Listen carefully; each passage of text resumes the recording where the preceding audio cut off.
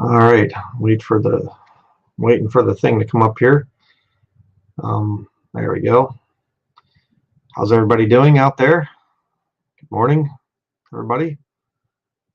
Or actually, good afternoon, I guess now technically, because it's noon. So technically noon has hit, but anyhow.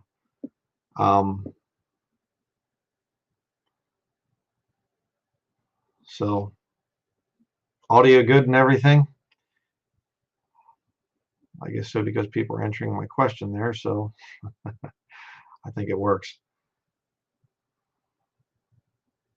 Good.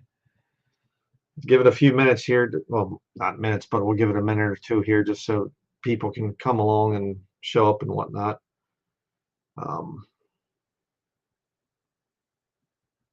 Good. Sounds good.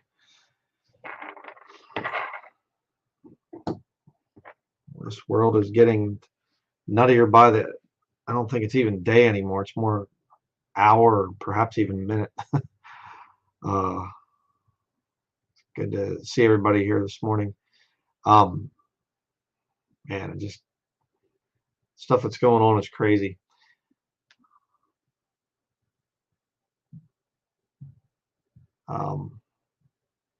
If anybody wants to, while we're waiting here a little bit, if anybody wants to just write, where you're from and whatever else in the comment over there in the chat thing there or whatever, you can just write, the area approximately where you're from, and that way people can connect. How's the weather in Maine? Well, it's getting colder. It's been in the 60s during the day, so it's actually been pretty warm, but it was pretty cold this morning. It was just about 20 degrees Fahrenheit, so it was pretty cold this morning. I have my wool sweater on here. So all right.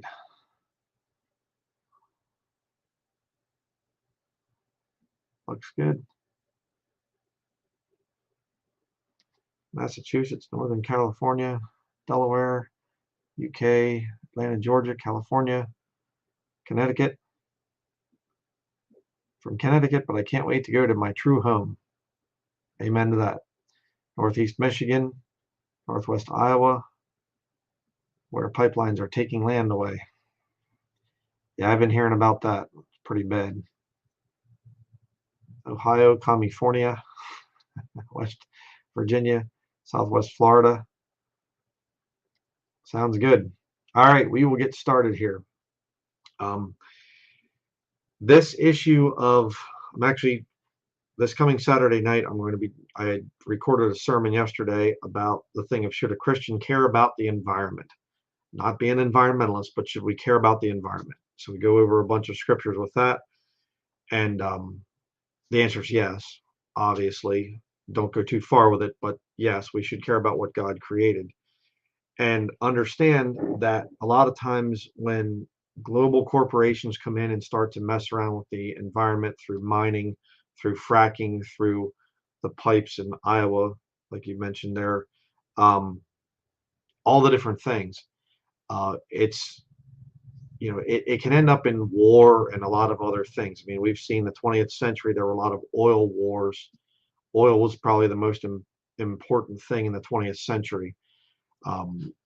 Not just for, the petroleum uses of gas, diesel, natural gas, propane, things like that, or petrol in the UK, for gas. But you also have pharmaceuticals being made from the oil, petroleum products, and all the plastics and everything else. So a lot of the wars were fought over oil in the 20th century. And I heard a guy talking about the thing of that in the 21st century, the new wars will be fought over precious metals, mining and minerals and things like that. Because of all the talk of the green technologies and whatever else, they rely on metals. All computers, all cell phones, smart technologies, everything, it's going to be fought over metals. And so we're dealing with right now here in the town of Patton, there's a mining company that wants to mine just to the north of us here. a number of miles up that way, and not very far from where our property's at, private property.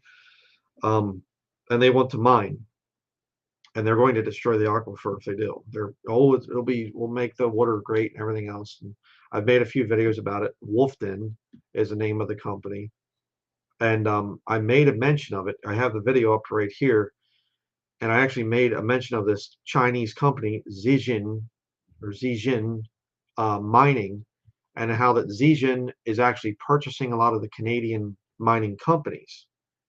And I was thinking, you know, there was actually a guy here in the video right there. If you go back to that, this guy here, this John Kaiser guy, and he's talking about how that, and he's pro mining. You know, he's one of the mining investor type of guys. Interviewed Ron Little and everything, the president of Wolfden, and he's talking about the thing of the Chinese companies buying up these mines, these mining companies. So, and I heard about this a few years ago. I made a mention of it in comments on a video, and somebody replied to me and they said, yeah, China's buying up a lot of the mining companies in Canada. So I'll show you why this is really concerning here. My wife was doing some research, and she found this article right here, globeandmail.com. She saved it as a PDF because it was kind of hard to get into the website and everything else. But it says here, China has encroached on Canada's critical minerals industry with almost no obstruction from Ottawa. So again, understand the globalist type of a situation here, where they're coming in and they're trying to, take control of different countries. And you have, the China is the world's biggest polluter. And so for China to come over here and start mining, it's going to be a really bad thing for all of us, not just for us here in the local area of Maine. And there's, Wolfden, by the way, is a Canadian mining company. So again, it's kind of a but I'm going to go down through this article here and just read some of this article. Very interesting. There's what a mine looks like. That's what would be here in our area. It says here, for the past 2 decades, China has built up a powerful position in Canada's critical minerals and mining sector with little oversight from Ottawa. Not very good. This is August 13th of 2022, so it's a fairly recent article. The Tanco Burnick Lake mine in January of 2021. Tanco is now the only operating lithium mine in Canada. All right. Remember the lithium thing. That's going to be important here in a little bit. China loves lithium because lithium is the most important mineral or metal or whatever else for the batteries that are produced, the lithium batteries. 3 years ago, Sinomine Resource Group company, a Chinese company, quietly bought the Tanco mine in Manitoba. At the time, Tanco was one of the world's few sources of the critical mineral cesium, a key input in atomic clocks and radiation detectors. The mine had previously produced lithium, a battery metal used in electric cars. Even though Tanco was owned by an American chemicals company, Cabot Corporation, Canada's federal government had the authority to block the acquisition on national security grounds. Oh boy, if you understand anything about the military-industrial complex, national security is one of their buzzwords, one little key buzzwords. Oh, this is a matter of national security. We can't talk about this. Oh, this is national security. That's pretty bad stuff right there. But far from blocking the deal, Ottawa appears not to have given it a second glance. Earlier this year, under its new Chinese ownership, the Tanco mine started producing lithium and shipping it back to China, where it is fed into the country's massive domestic electric car industry. Tanco is now the only operating lithium mine in Canada, and Sinomine has plans to expand production over the next few years. I mean, the enemy of America, and you have them mining up in Canada. Terrible. It's known for having the world's highest grade lithium. The grade is so high that nobody had the technology to process it, said mining investor and activist shareholder Peter Clousie, and the morons let it go. Mining is one of the most capital intensive industries on the planet, and so historically it made sense for Canadian miners to turn to China as a source of funding. But in recent years, China has emerged as a clear national security threat. Well, obviously, although Ottawa has made clear that it does not want to be beholden to a hostile foreign power for critical minerals such as lithium, so far there has been little in the way of action from the federal government to prevent that from happening. The governments are working together. In other words, we saw that with the, you know, last 2 years. I'll say it that way.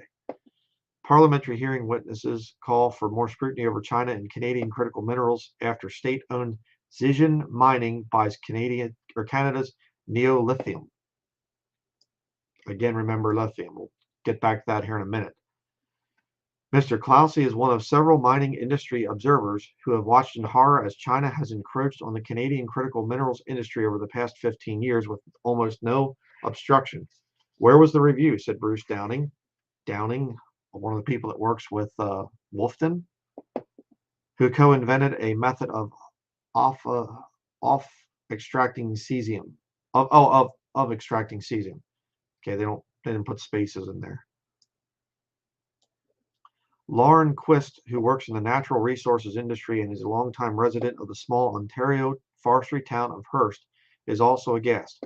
Many folks I talk to here in Northern Ontario are aware of our vulnerability to Chinese businesses buying up properties, and especially mines, she said. Ms. Quist noted that Sinomine had secured an offtake agreement earlier this year, guaranteeing it all the lithium, cesium, and tantalum, I guess, produced from Power Metals Corp's Case Lake Critical Minerals property near Kirkland Lake, Ontario. It is the next thing to ownership without all the messy headlines, she said. I mean, I hope you understand what's going on here. Okay. They're already positioning things. They're already moving different, we'll just kind of have come in here and sell this off to China, and we'll give this off to this other nation or that nation and whatever else. We're being scammed, in other words, here. Oh, we're free and everything else. Yeah, they already have global government set up, in other words, is what I'm trying to say. Xinhuangda, whatever, Electric Vehicle Battery Company Limited makes lithium batteries for electric cars and other uses in Nanjing, China. China is among the world's biggest miners of lithium, with control of about 2/3 of the refining process globally. That should scare everyone. These battery-operated cars are not a good thing. Messy headlines have been plentiful this year after the federal government approved the sale of Canadian lithium development company Neo-Lithium Corp to Chinese state-owned Zijin Mining Group Limited. The government's decision not to order an advanced security screening drew severe criticism, culminating in parliamentary hearings that put the industry minister, Francois Philippe Champagne, I guess, on the defensive. In those hearings, Mr. Champagne justified the deal by saying Canada was unlikely to benefit from lithium produced from Neo's project because it was located far away in Argentina. Global stuff that's going on. China comes in, buys the mine. We're going to produce it in Argentina. Huh? And the Canadian people won't benefit from it. Exactly what's going to happen here in Maine. Oh, we're going to bring jobs to the area. No, they won't. No, they won't. They'll bring foreign employees in. That's what happened with the fracking down in Pennsylvania.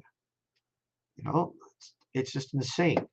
But at the moment, experts say Canada can't afford to turn its nose up at any lithium projects because this country is a big player, I think is what they meant to say, in the industry.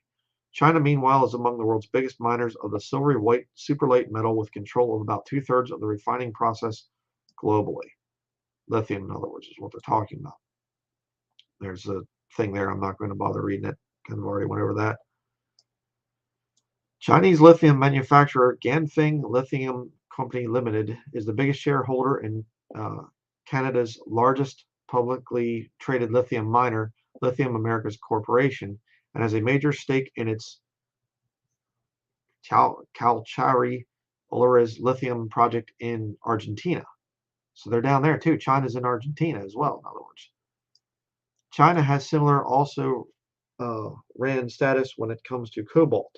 This country produces only small amounts of the vital battery metal input, while China controls about 70% of the market. China is even more dominant in graphite with an 80% lock on the market. And while Canada is a major mineral miner of nickel, another battery metal, it has no refineries that can process it for the battery industry. How can Canada build a lithium supply chain or any other critical mineral for that matter when it allows the assets of Canadian companies to be acquired by a country that seeks to cement its dominance in this sector? Jeffrey Kucharski, an adjunct professor at Royal Roads University and former assistant deputy minister of Alberta's Department of Energy, said during the parliamentary hearings earlier this year. But it's not only the critical mineral sector where China is firmly ensconced. Many of Canada's biggest gold and base metals mining companies, including Barrick Gold Corporation, Teck Resources Limited, First Quantum Minerals Limited, and Ivanhoe Mines Corporation, have significant Chinese ownership, joint ventures with Chinese companies, and in most cases, Chinese representation on their boards of directors. The creeping of Chinese interests into the Canadian scene is a big deal, said Bob Van Leeuwen, president of Van Leeuwen Engineering Limited, who had assisted with university research into 3D printing with titanium. What China is trying to do is ensure the supply of everything it needs all over the world. Why aren't the governments stopping it? See, that's the question here. What's the deal? What's going on? After decades of laissez-faire, Ottawa seems to have woken up to the possibility that Chinese encroachment in Canada's mining sector could give Beijing a powerful negotiating lever. Everybody's looking at what's happened to Germany in the context of its dependence for oil and gas on Russia. Jonathan Wilkinson, the federal natural resources minister, said in a June interview, nobody wants to be in that position with respect to China and Russia for critical minerals. But it's going on, and they're not stopping it. It's such a weird thing as we're watching the New World Order being built right before our eyes. Ottawa, he said, need to be very thoughtful going forward about what we are willing to allow. He said both acquisitions and offtake agreements will be given greater scrutiny. Canada needs to ensure that it is protecting itself in an area that is clearly strategic, he said.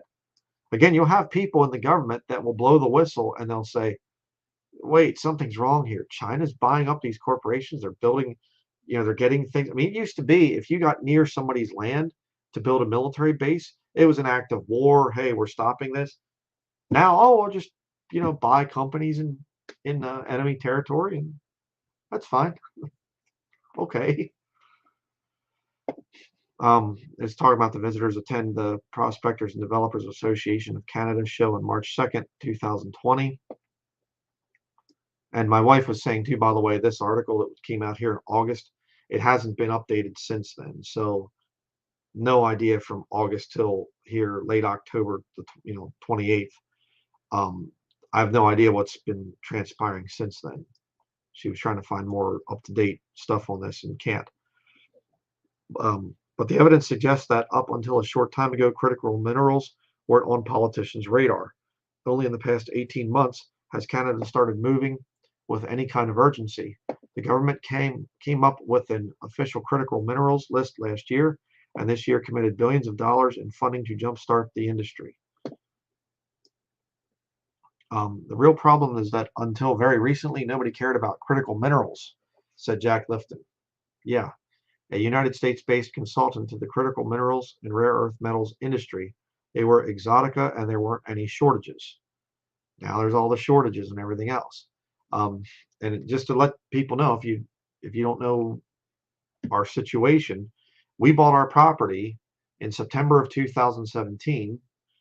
Wolfton bought theirs in November of 2017. So just to the north of us, a few miles away, is where this stinking mine could go in. We didn't even know about it. So it's rather frustrating.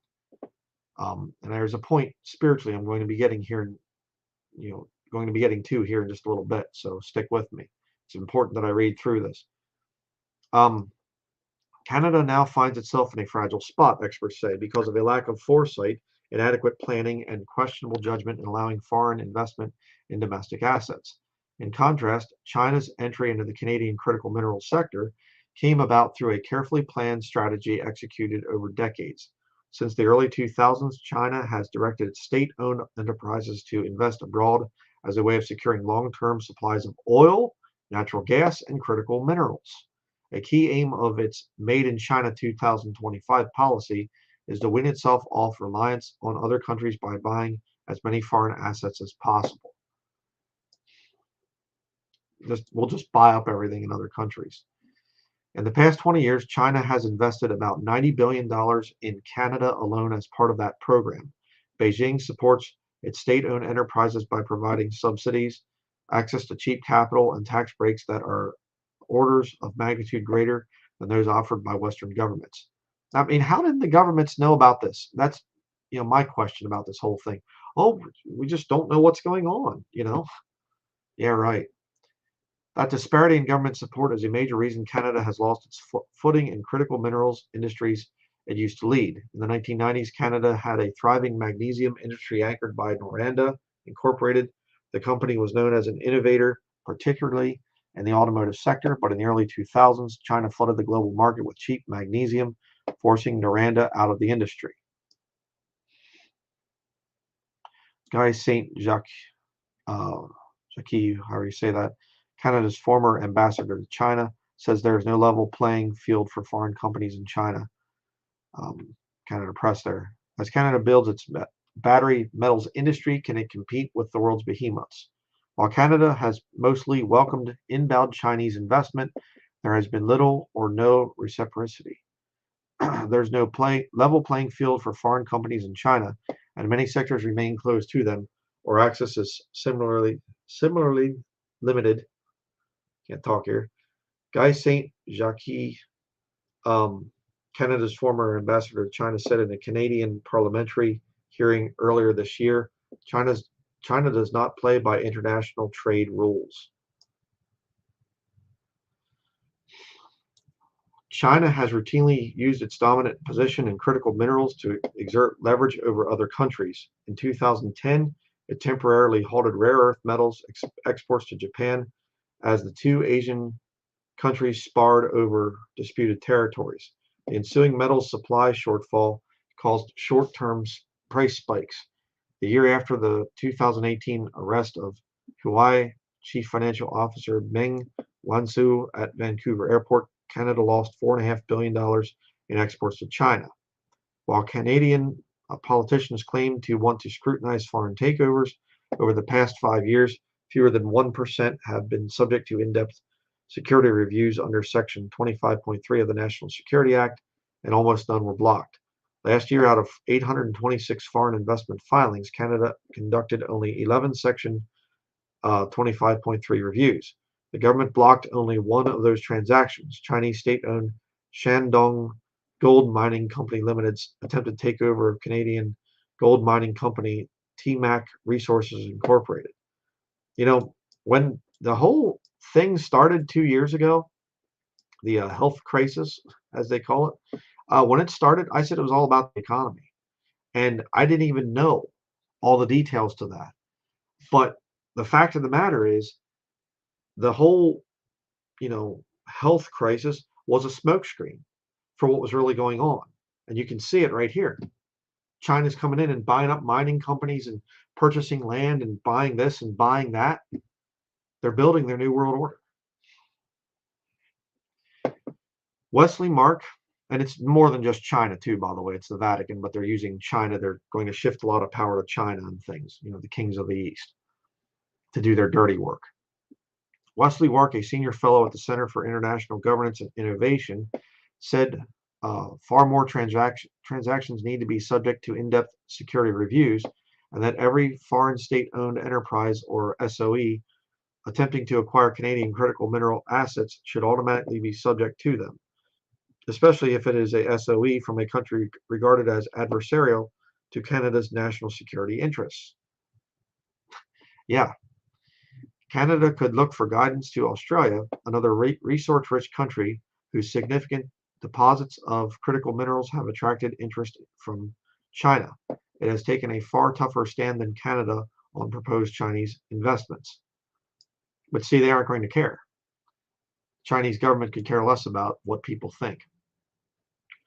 A conveyor belt carries chunks of raw cobalt after a first transformation at a plant in Lubumbashi before being exported mainly to China to be refined.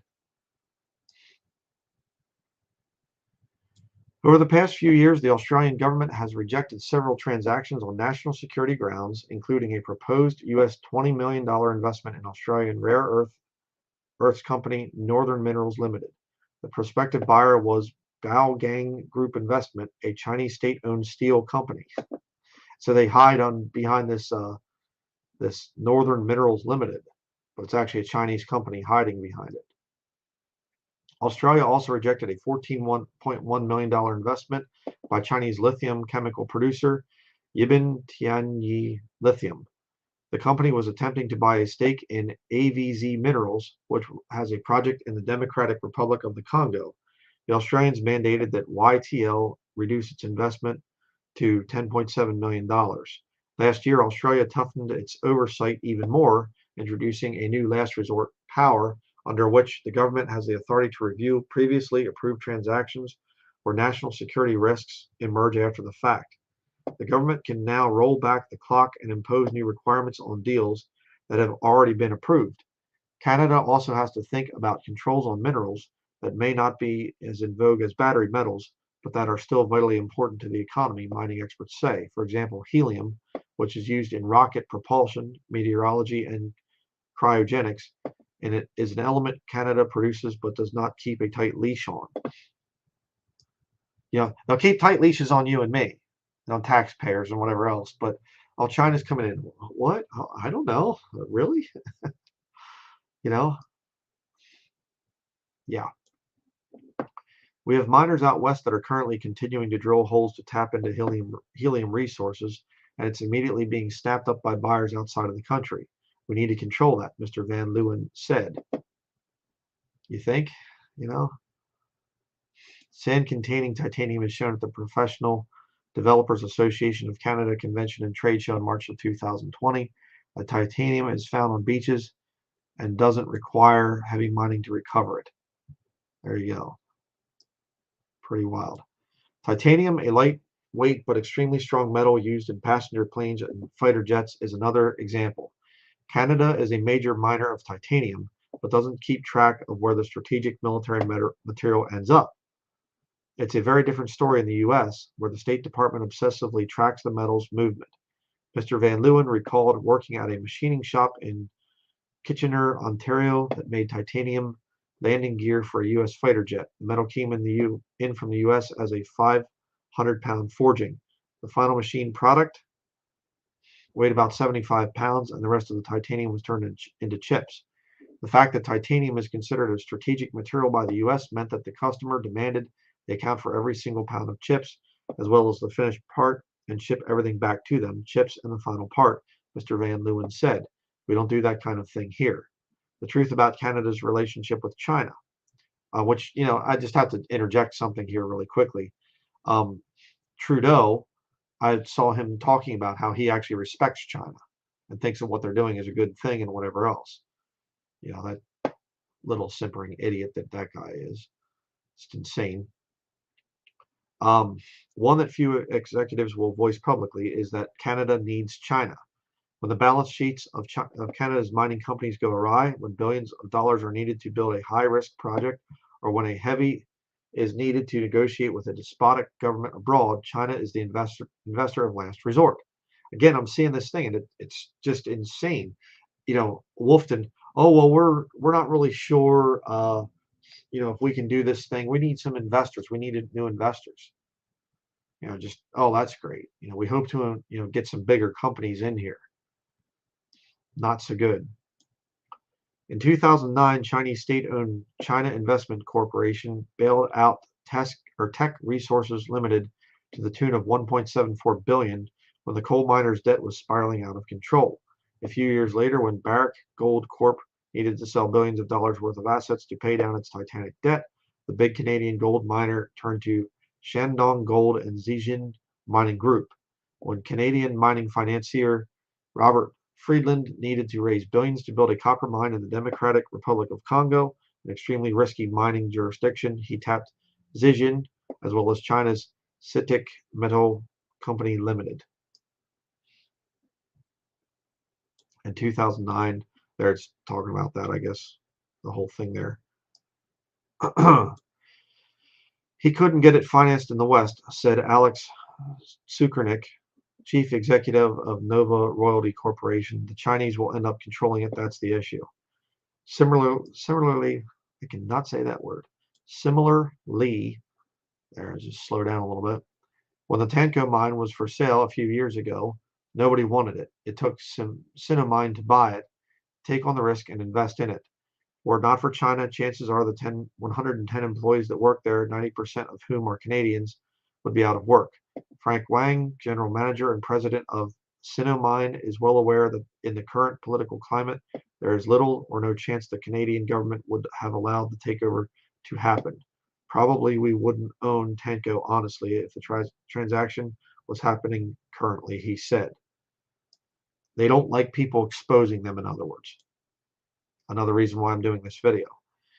Owing to mining's inherent riskiness, its extremely high capital expenditure requirements, and the decade-plus timelines between mineral discoveries and mine production, nobody is sure whether the Canadian mining industry can thrive without China. Few investors from other parts of the world have the same deep pockets and patience. The downside of more protectionist action against China is that it would likely put some Canadian mining companies in a bind, particularly those that already have Chinese owners. This dynamic is already playing out. Lithium Americas needs a partner for its Thacker Pass lithium project in the U.S., but its CEO, Jonathan Evans, said in an interview earlier this year that turning to the company's existing Chinese investors is not an option. He said there is no way the U.S. would allow it, given the political climate. We have to keep it that way. We can't let that change. The days of Canadian miners cozying up to China may be over. That will leave them with a gigantic capital hole to fill and few other obvious takers. In a world where mineral deposits are found in increasingly remote regions that demand gargantuan capital expenditure, and without access to the Chinese cash register, Canadian companies may be forced to scale back their ambitions. Okay, so that's it for the article. People just go into commenting then. But found something else that was rather troubling about this whole thing. Here recently, this is October 25th, well, actually a year ago, a little over a year ago, a $1.5 billion lithium deposit has been discovered in western Maine, but mining it could be hard. And I'm not going to read this article, but there's the owner of the land, and there's the big thing of lithium right there, this big stripe going down in there. And it basically said, the richest known hard rock lithium deposit in the world lies a few miles northeast of the ski slopes of Sunday River and not far from Step Falls, where swimmers can wade in shallow pools formed by hundreds of feet of cascading granite ledge. Smaller deposits have been known in Maine for decades, but this recent discovery just north of Plumbago Mountain in Newry is the first to have a major resource potential. And that potential is staggering. At current market prices, the deposit, thought to contain 11 million tons of ore, is valued at roughly $1.5 billion, measuring up to 36 feet in length. Some of the lithium-bearing crystals are among the largest ever found. That's kind of oh, that's just great. That's real nice. Don't tell me that that's not going to get China's attention. So real great. What's the spiritual connection to this whole thing? Well, we know that there's going to be a lot of destruction here in the end times. People are going to destroy the earth and whatever else.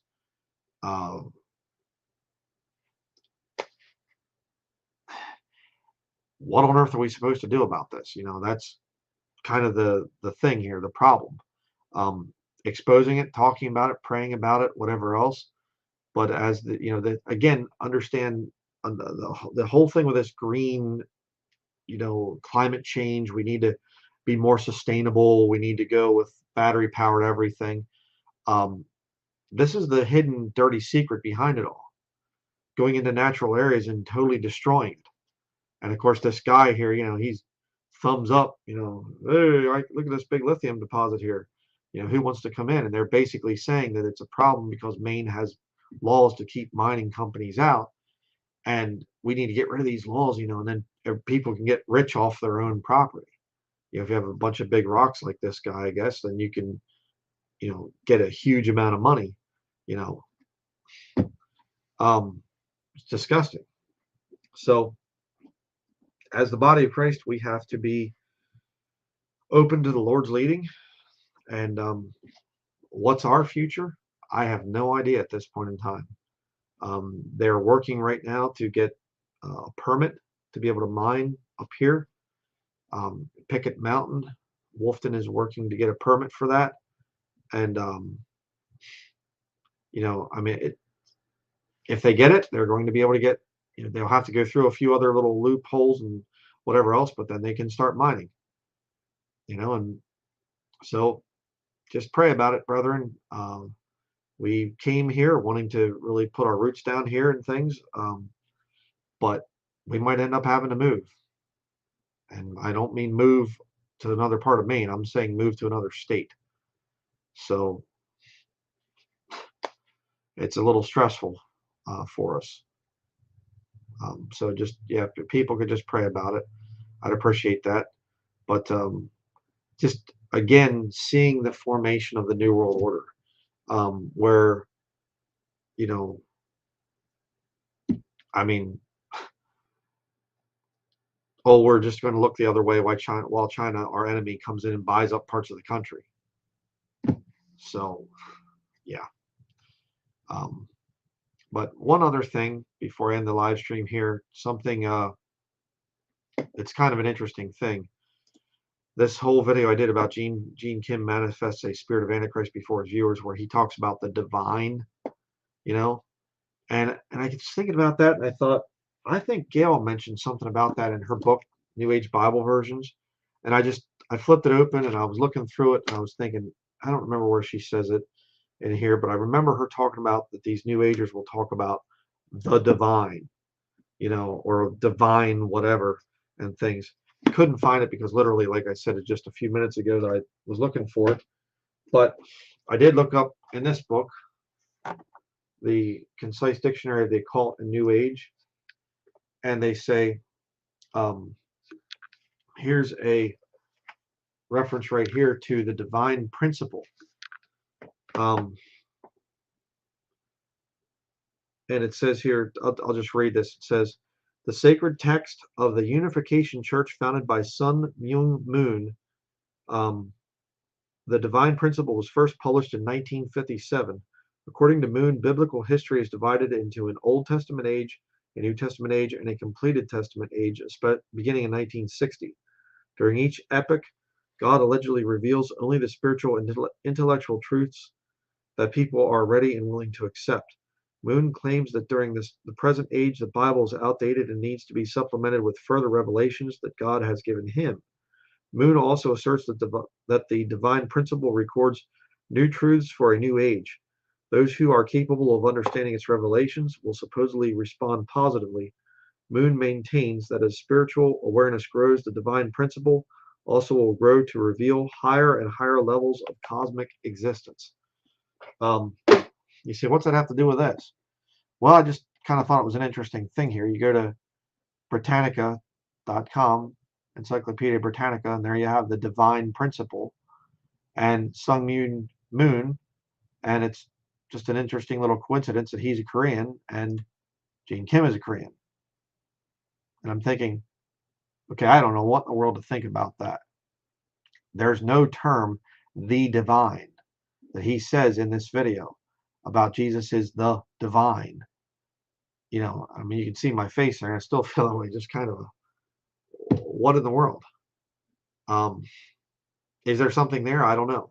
I'll have to do some more research into this whole thing, but I just find it odd that Gene Kim as a Korean, Sun Myung Moon is a Korean, and he comes out with this whole thing. This spirit reveals to him, Sun Myung Moon. Supposedly, when he was 16 years old, Jesus appeared to him and said, "I want you to be my prophet," or something like this. And he had this cult following, the Moonies, and Gene Kim is trying to build up a cult following, and they act exactly like Steven Anderson's cult and Robert Breaker's cult and all these other cults. It's the same exact thing. They come and they attack me. You're jealous of Gene Kim. You're trying to take away his subscribers. It's the same thing. He's God's man. He doesn't do wrong. And I tried to say to some of his followers, in a spirit of love, and just say, hey, um, he's misquoted scripture here. Is that a good thing or a bad thing? I mean, it's bad. What do you have to say about that? Oh, he's a good man. He's much better than you are, Brian, and all this other stuff. Oh, okay, he's much better than me.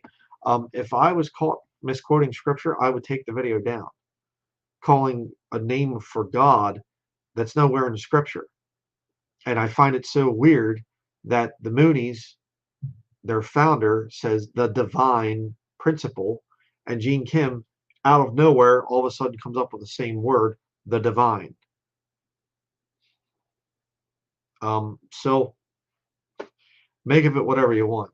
But, part of my job as a preacher is I'm a Bible believer. Okay. That little jerk right there, that little devil, Gene Kim, he's not a Bible believer. I mean, just proved it wrong. Comes up for a title with the Lord, or a title of the Lord that's not in scripture. He's a real Bible believer. No, he's not. But, I have to call these guys out and say what they are. And I'm not going to just back down from them and let them push me around and whatever else. Gene Kim's going to go down. I'll tell you that. The Lord got rid of Steven Anderson. The Lord got rid of Bruce Mejia. His time is coming. His days are numbered. And there's another spirit leading this guy. Okay? And just using the Bible as this thing, coming out with all these really weird clickbait titles and all this other stuff. And then he comes out and manifests a spirit of Antichrist, calling the Lord something that Moonies call, God, the divine. So whatever. If you're one of the followers of Gene Kim, you're going to go down with the cult unless you get out of it. Okay, you're going to get hurt. And I tried to warn you. So whatever.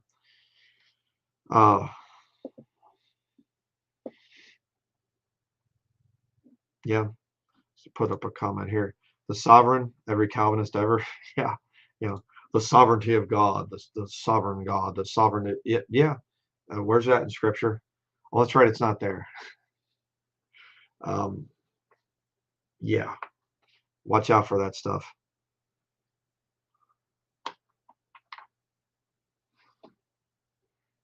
Yeah. Put this one up here. If nothing else, China is smart. They are playing the long game and setting themselves up to be the dominant world power in the future. Yeah, definitely. You're right, Dale. That's, yeah. Yeah, while our leaders worry about pronouns, climate change, and other foolishness, need to keep them out of Maine. Yeah, we're doing what we can to fight these, stupid people here and whatever else. And so, just crazy. It's the weird thing to me is I've noticed this thing about people, the saved and even people that just love truth and whatever. We just want to live our lives and be left alone. I mean, I'm not going to force salvation on anybody. I don't go out and hyper soul win and I'm not leaving your front porch until you give me an answer. I never did it that way. We used to go out door to door and it was just, you want to hear the gospel? No, thank you. No, thank. Okay, well, have a good day. Bye. We walked away. I just want to, go and work on my property and do whatever. But there's this weird group of people, this, children of the devil, that just they cannot leave other people alone. It's so bizarre. You will conform to us, and we're constantly changing our beliefs. It's just weird. So Um, yeah.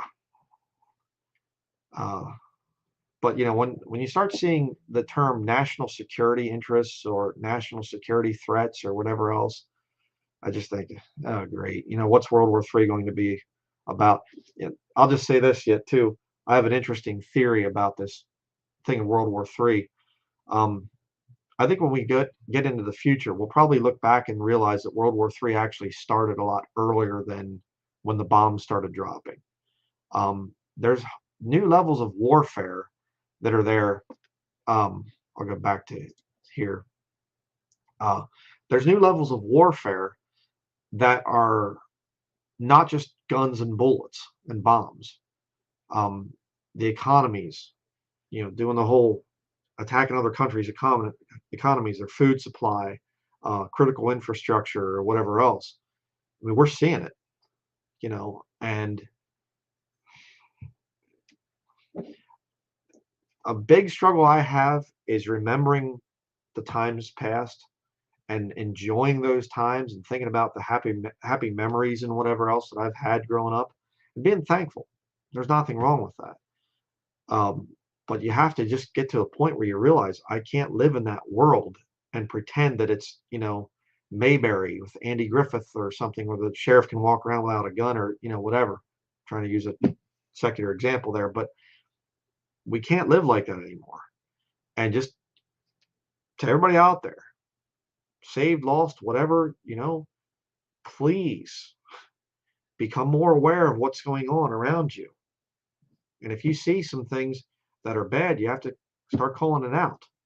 You go into a store, don't just walk around with your head down and off in your own little world anymore. I'm starting to realize that. I'm the kind of guy that I just, I'll talk to people. I'm very friendly when I meet people in the area and everything else. I'm a real nice guy, but I usually just kind of stay in my own little world and I'm just off and people walking behind me. I don't turn around and look back or whatever. And I'm trying to tell myself I need to start doing that more often. I need to become, situational awareness. I need to start to kind of look around, what's going on here. So that's going to be it for the video here. Uh, yeah, I grieve for my children's future. Daniel there writes, yeah, really. Um, yeah, and put that one up there. Yuri Bezmenov, former KGB, explained it perfectly.